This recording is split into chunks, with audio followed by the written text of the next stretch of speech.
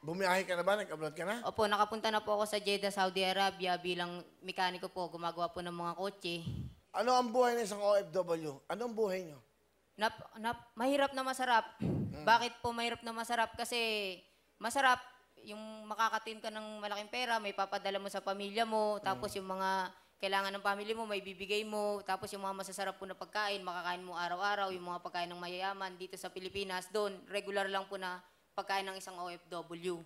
Okay. Tapos mahirap po kasi homesick, kahit po namimiss ko yung yung family ko, yung mama ko, yung mga kapatid ko.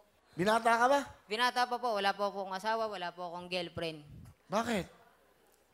Siguro po, kasi panganay po ako sa pamilya namin. Ngayon, ako po yung naghahanap buhay para sa amin, sa mga kapatid ko, sa nanay ko. Eh, yun din po kasi yung pangako ko sa tatay ko bago po siya mamatay. So, Na wala kang girlfriend? wala po, wag kong pababayaan yung nanay ko, yung mga kapatid ko. Galing ha? Okay ka. Pakilala mo sino kasama mo. Pinapakilala ko nga pala ang mahal kong mama, si Mama Linda. Nagaling po sa San Jose, Jamie Cavite. Okay, Nay. Kuya Will, magandang hapon po. Maganda nga po, Nanay Linda. Napakaswerte niyo sa anak niyo. Napakabait. Opo, Kuya Will. Ano gusto niyo sabihin sa anak niyo?